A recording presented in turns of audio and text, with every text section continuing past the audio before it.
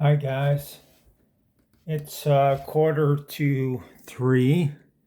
Um, Good Friday, April the 10th, 2020. Uh, Means 4/10/20, which is Donald J. Trump. You know, GJT. Anyway, we're currently in the midst of quarantine, and people are getting real antsy. Uh, It's called all around the world. This is incredible. Absolutely incredible.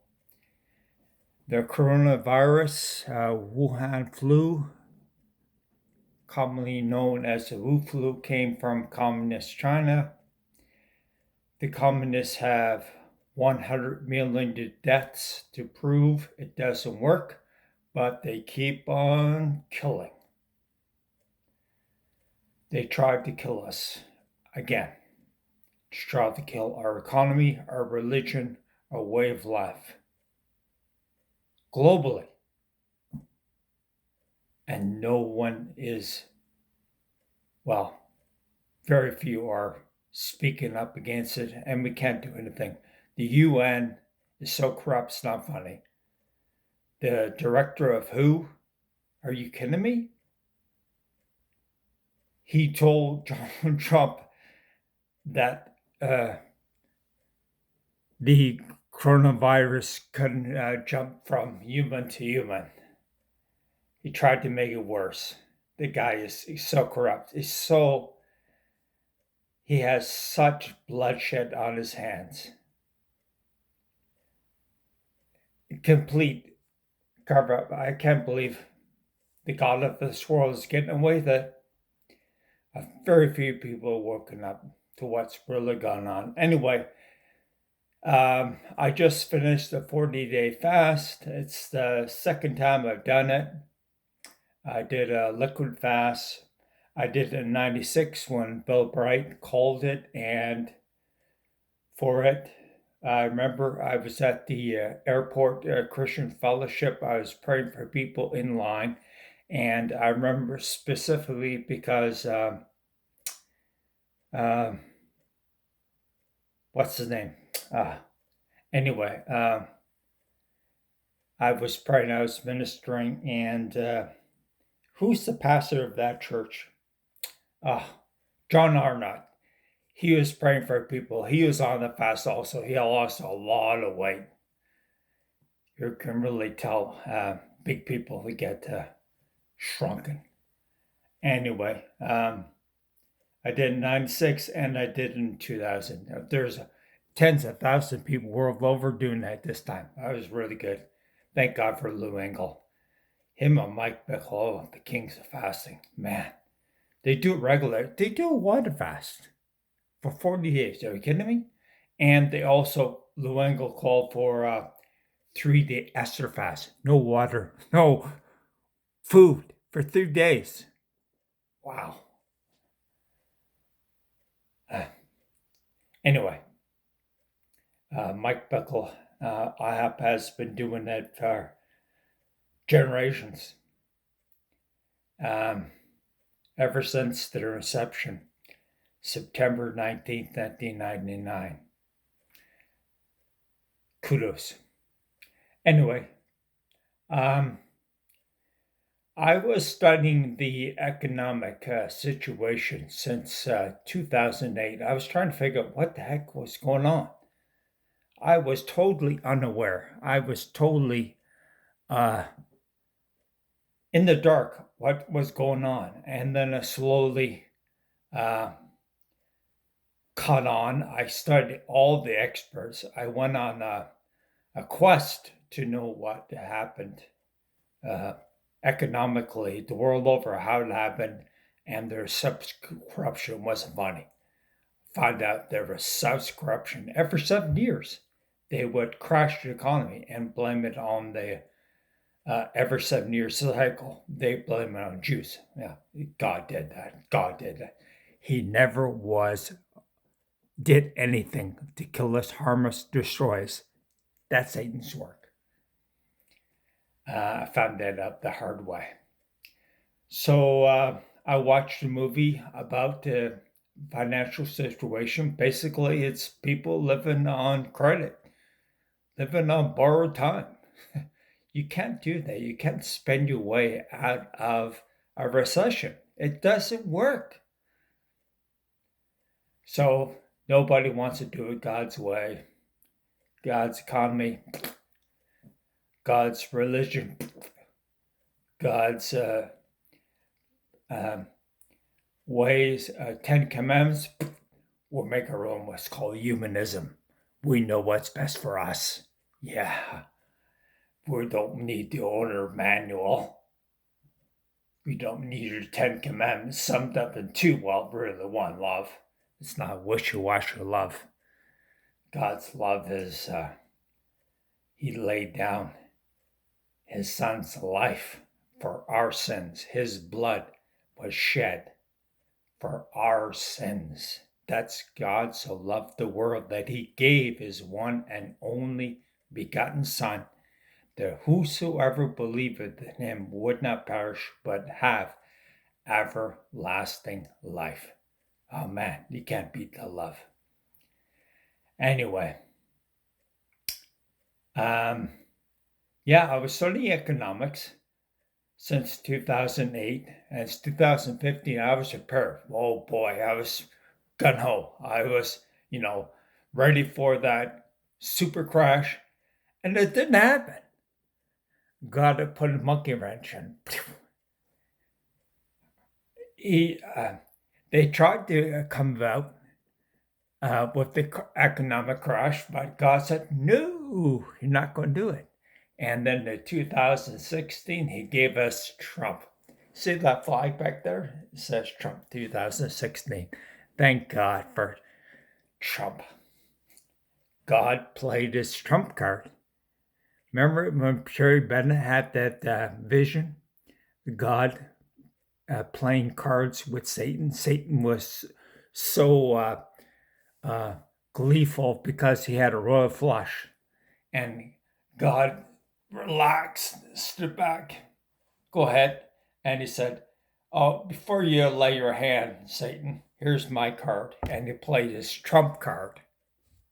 Won the hand. That was in 2008. Anyway, God threw his monkey wrench, Trump in the economics, the control, religion, and man. So basically, you can't win, come against God. You can't win. You can't win, man. It's his way. If he says it, so be it.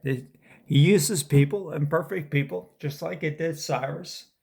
Isaiah 45, 45th president, Donald J. Trump, imperfect Cyrus.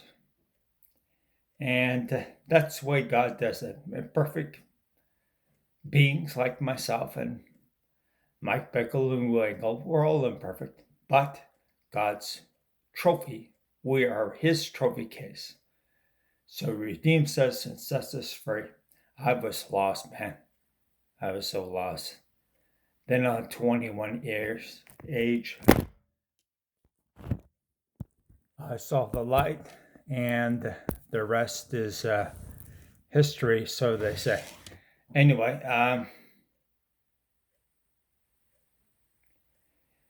there's no going back. They tried to crash the economy back in 2015. As I said, God wouldn't let them.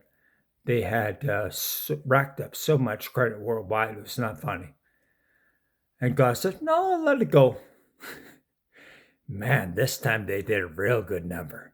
They crashed the economy to try to make Trump look bad and blame him on the virus. Man, he put the cure out, anti-malaria drug, hydroxychloroquine, and he told them, and all of a sudden a bunch of senators outlawed that drug. You can't believe that was saving people's lives, and they outlawed it. Slowly, doctors recommend it, and people are being saved worldwide. Anyway, this time they crunch the economy to a halt globally. So now people are being quarantined. They can't go to work. 90% of the people, they're not essential, but they have no paycheck. So people are relying on Trump and the governments of this world to help them out. And so basically, I'm prophesying, I'm telling you that God's going to turn the economy around. To those who love him and are called according to his purpose, you watch. The economy is going to turn around. Mark my words. Today is April the 10th, 2020. The economy is stuck, finished, kaput, globally. And God's going to turn it around. Watch. I don't know how. This Passover is the first time since the original Passover, people are sequestered in their home. That 3,500 years ago, when the original Passover through Moses, he told the Israelites to take the door and put the blood of the lamb on the top and the sides, little hyssop, dip the in the blood of the lamb. And when the angel of death would see that on your doorpost, he'd pass over your house. And sure enough, the firstborn of all the Egyptians and the firstborn son and the firstborn animal died if it didn't see the blood. Anyway, it's the first time in 3,500 years. And this is another Passover. Benjamin Netanyahu said to all the Israelites to stay in your homes. Man. And apparently they put in red ribbons on their doorposts to ward off the Wuhan flu. But that will not work. It's only the blood of the lamb that works. So God deals with your heart. If your heart has blood of the lamb on it, you're passed over. You're saved. Otherwise, it's the first time in 3,500 years. So something significant is going to happen to the Jewish people. Mark my words. So the economy is going to turn around, and the Jewish people are going to get saved to come to revelation of God has a son, and his name is Jesus. Man, we got a bad history. The Christians persecuted and killed, tortured, burned alive, gassed the Jews throughout history in this name, Anyway, we have to deal with that. God always said, you'll know them by their fruits. Christians don't kill. God's people don't kill, don't destroy anything, anywhere, anyone. Not animals, not plants. God's love. He came so we might have life and have it more abundantly. God always gives us life. He's good news, man. It's the good news. Jesus died for our sins. Anyway, his blood is going to save the Jewish people. I don't know how it's going to work out.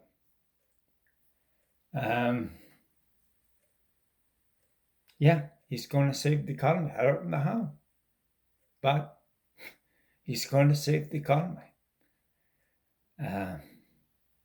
I just wanted to jump on here and say that. Celebration, 40 days. Thank God. I was weak, man. Spirit is willing, though. Anyway, there's 3 obelisks in the world. Very significant. Washington, controlled military, might, power. Thank God Trump's got it. City of London, not the London province. You have to look for the city. They have a obelisk there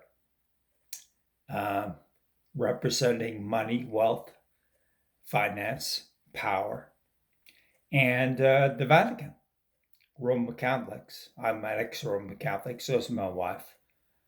We grew up under that. She has priests and nuns in her family.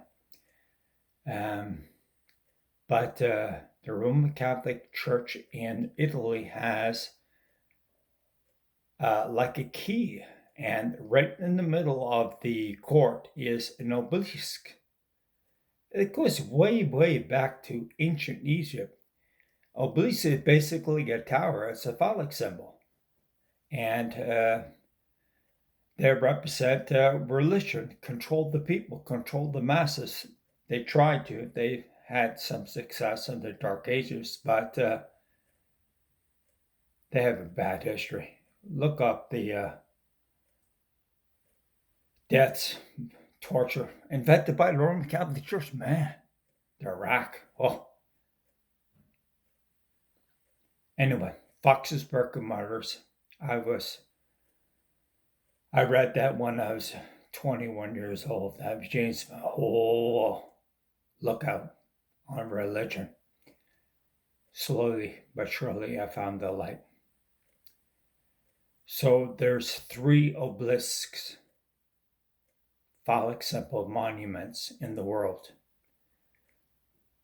Power, might, finances, money, and control, people, religion. God's going to take control of all of them. I don't know how. Mark my words. This is a Passover like we have never experienced globally, worldwide. This is very, very significant. I don't know how he's going to do it. But anyway,